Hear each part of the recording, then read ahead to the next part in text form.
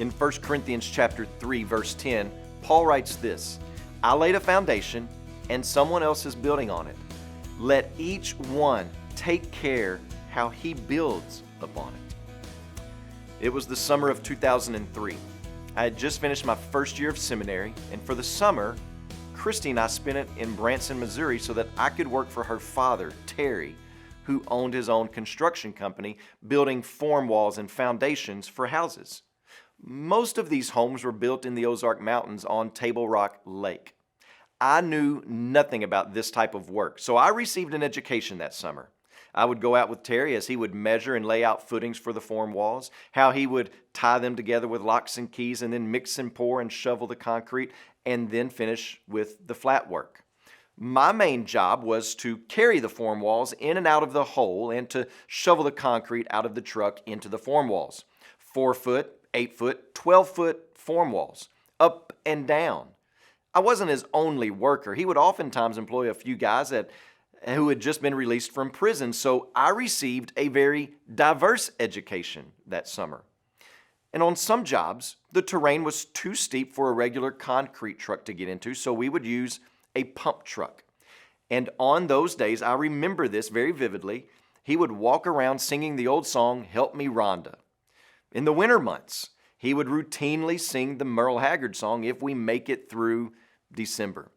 Well, Terry was considered one of the best concrete men in that area. He had work lined up for months and months. And what made Terry such a great concrete man was his diligence, his precision, his attention to detail, and his concern for his work. Terry knew that when his job was finished, the total job was not complete.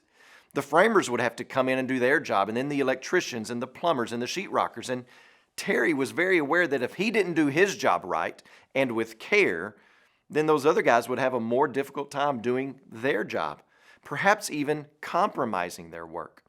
The foundation work was critical to the overall work of building the house. The quality of the foundation set the pace for the quality of the rest of the house. No one builds shacks on solid foundations, and no one builds castles on the sand. So why is Paul so concerned with making sure the foundation is correct and that the church takes care in how they build upon it? The reason for the care in what's built upon it is directly related to the character of the foundation. If the foundation is wrong, then what is built upon it will be wrong. But if the church can see the strength and the sturdiness and the stability of the foundation, then she will take care to build a proper structure upon it. When you pray today, please remember Adam Batarse and his family, our missionaries in Florida. And also remember the Igbo Lifeword broadcast that's heard in Nigeria.